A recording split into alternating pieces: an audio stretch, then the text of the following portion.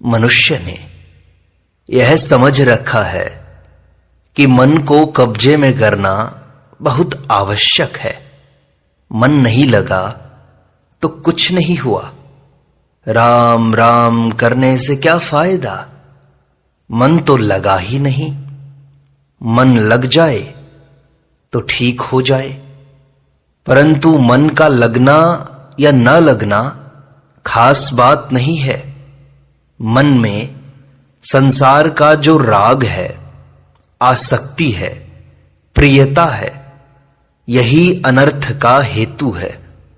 मन लग भी जाएगा तो सिद्धियों की प्राप्ति हो जाएगी, विशेषता आ जाएगी, परंतु जब तक संसार में आसक्ति है कल्याण नहीं होगा। जब भीतर से राग और आसक्ति निकल जाएगी तब जन्म मरण छूट जाएगा, दुख होगा ही नहीं, क्योंकि राग और आसक्ति ही सब दुखों का कारण है। पदार्थों में, भोगों में, व्यक्तियों में, वस्तुओं में, घटनाओं में जो राग है, मन का खिंचाव है, प्रियता है, वही दोषी है। मन की चंचलता इतनी दोषी नहीं है, वह भी दोषी तो है, परंतु लोगों ने केवल चंचलता को ही दोषी मान रखा है। वास्तव में दोषी है राग, आसक्ति और प्रियता।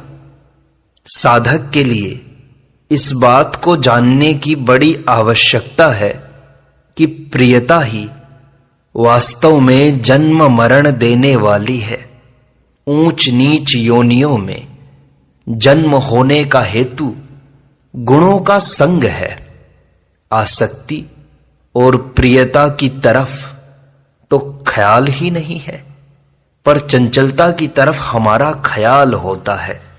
विशेष लक्ष्य इस बात का रखना है कि वास्तव में प्रियता, ये संसार की चीजें, इनसे लगाव बांधने वाला है।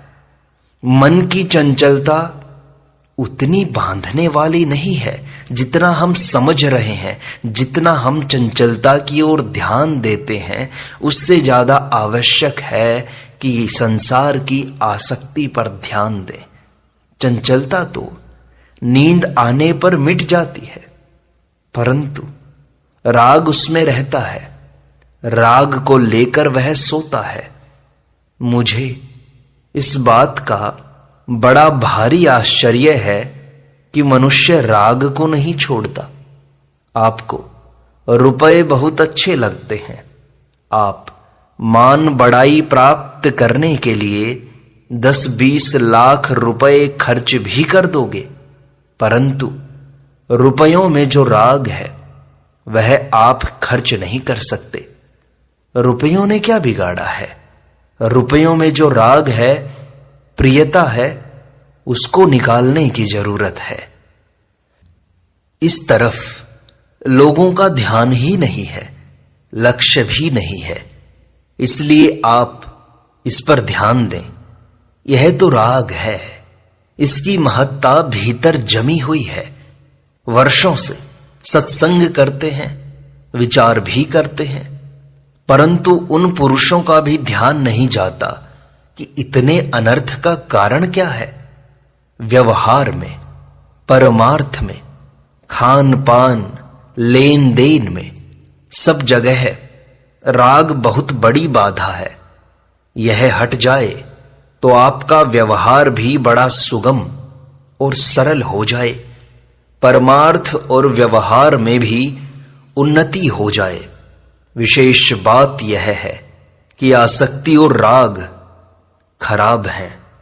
ऐसी सत्संग की बातें सुन लोगे, याद कर लोगे, पर राग के त्याग के बिना उन्नति नहीं होगी।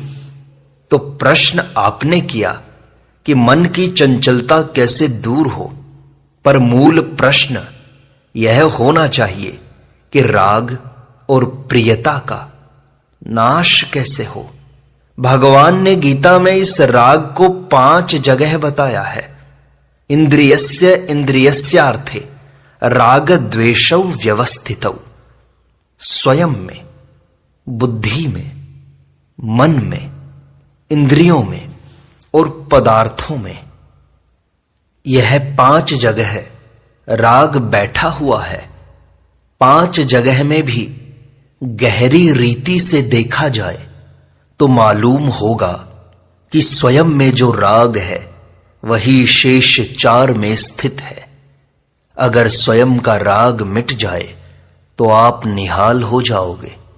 चित्त चाहे चंचल है, परंतु राग के स्थान पर भगवान में प्रेम हो जाए तो राग का खाता ही उठ जाएगा। भगवान में आकर्षण होते ही राग खत्म हो जाएगा। भगवान से प्रेम हो, इसकी बड़ी महिमा है। इसकी महिमा ज्ञान और मोक्ष से भी अधिक कहें तो अतिशयोक्ति नहीं होगी। इस प्रेम की बड़ी अलौकिक महिमा है। इससे बढ़कर कोई तत्व है ही नहीं। ज्ञान से भी प्रेम बढ़कर है। उस प्रेम के समान दूसरा कुछ नहीं है। भगवान में प्रेम हो जाए तो सब ठीक हो जाए। वह प्रेम कैसे हो? संसार से राग हटने से भगवान में प्रेम हो जाए। राग कैसे हटे? भगवान में प्रेम होने से दोनों ही बातें हैं। राग हटाते जाओ और भगवान से प्रेम बढ़ाते जाओ। पहले क्या करें? भगवान में प्रेम बढ़ाओ। जैसे रामायण का पाठ होता है, अगर मन लगाकर और अर्थ को समझकर पाठ किया जाए तो मन बहुत शुद्ध होता है, राग मिटता है। भगवान की कथा प्रेम से सुनने से भीतर का राग स्वतः ही मिटता है और प्रेम जागृत होता है। उसमें एक बड़ा विलक्षण रस भरा हुआ है। पाठ का साधारण अभ्यास होने से आदमी उकता सकता है, परंतु जहां रस मिलने लगता है वहां आदमी उकताता नहीं। इसमें एक विलक्षण रस भरा है, प्रेम। आप पाठ करके देखो, उसमें मन लगाओ, भक्तों के चरित्र पढ़ो, उससे बड़ा लाभ होता है, क्योंकि वह हृदय में प्रवेश करता है। जब प्रेम प्रवेश करेगा तो राग मिटेगा, कामना मिटेगी। उनके मिटने से निहाल हो जाओगे। यह विचार पूर्वक भी मिटता है, पर विचार से भी विशेष काम देता है।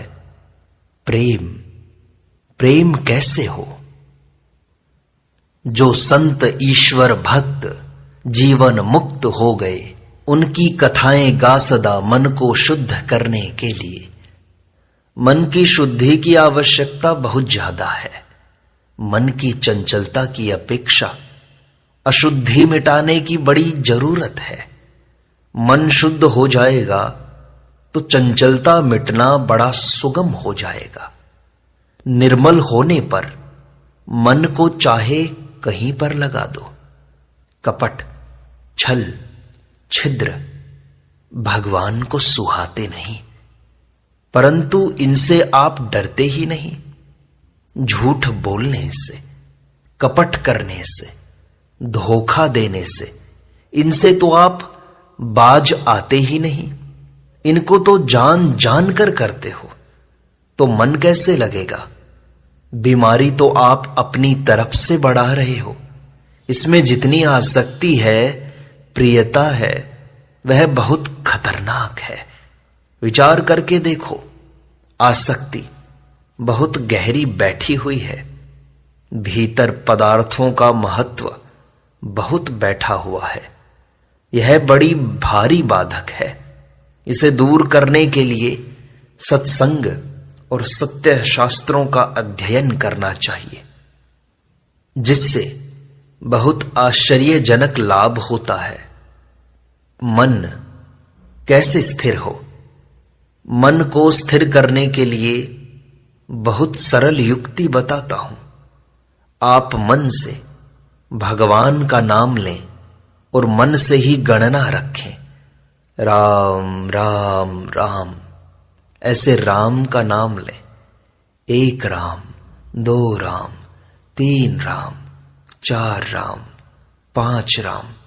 न तो 1 2 3 बोलें, न उंगलियों पर रखें, न माला पर रखें।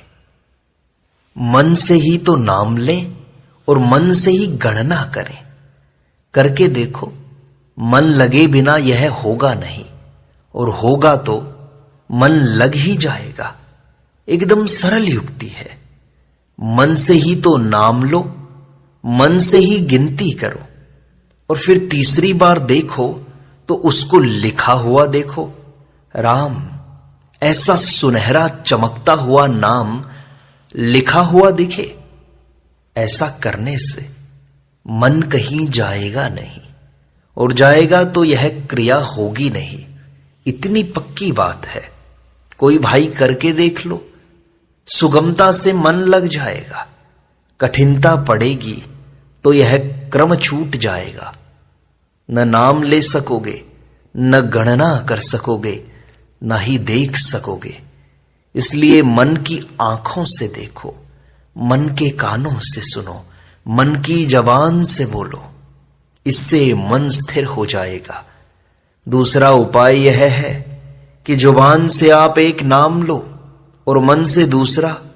जैसे मुंह से नाम जपो, हरे राम हरे राम हरे राम, राम राम हरे हरे, हरे कृष्ण कृष्ण कृष्ण हरे हरे।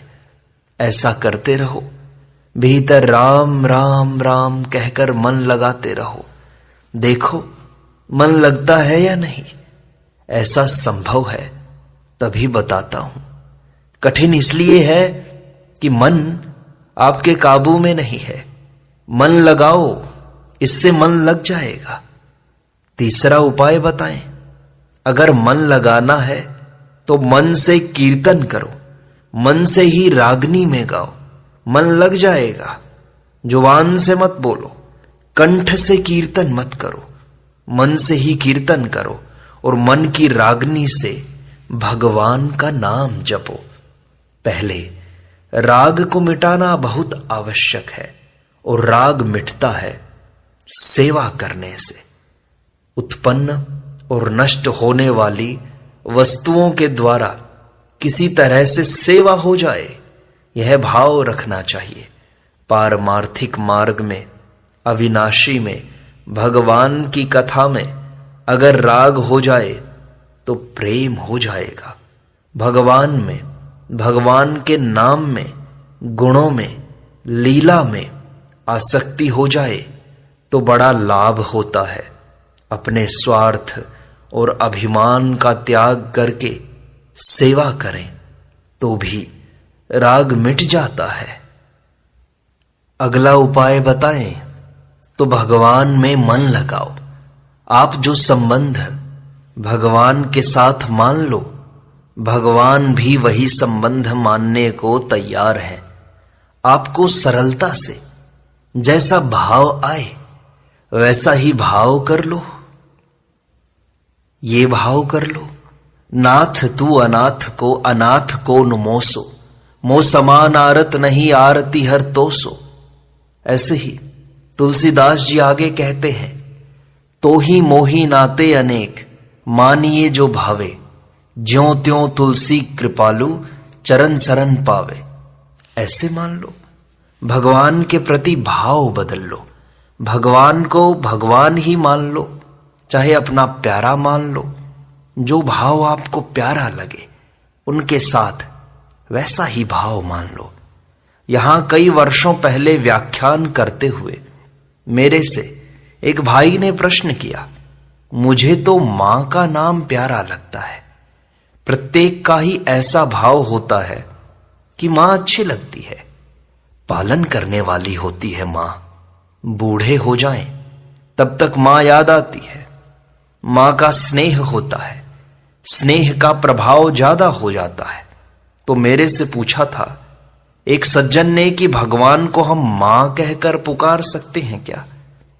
भगवान में स्त्री पुरुष का बिल्कुल भेद है ही नहीं। मां कहोगे तो मां रूप में आ जाएंगे भगवान। प्रबोध सुधागर पुस्तक में श्री शंकराचार्य जी महाराज कहते हैं, मातः कृष्णाभिधाना, वे कृष्ण भगवान को मां कहकर पुकारते हैं। मां कहकर पुकारो। मां नाम से यदि स्नेह जागृत होता हो, मन लगता हो, तो भगवान को मां कहो, पिता कहो, भाई कहो। जो नाम प्यारा लगे, जो संबंध प्यारा लगे, ऐसा नहीं मान सको तो राधा जी को मां बना लो, नहीं तो कृष्ण मां है मेरी, ऐसा मान लो। पहले आरंभ में ही संबंध जोड़ने में मन जगह जगह जाता है। उद्देश्य एक बना ले, लक्ष्य एक बना ले, बस। फिर बाद में जगह जगह मन नहीं जाएगा, फिर एक में ही मन रहेगा। जैसे लड़का हो या लड़की, आप उसका संबंध करते हो। लड़के का संबंध करते हो तो अनेक लड़कियों की बातें करो तो छोरा सुनेगा। लड़की का संबंध आप करते हो, अपनी स्त्री से बातें करते हो कि देखो वहां ऐसा लड़का है, इतना पढ़ा लिखा है।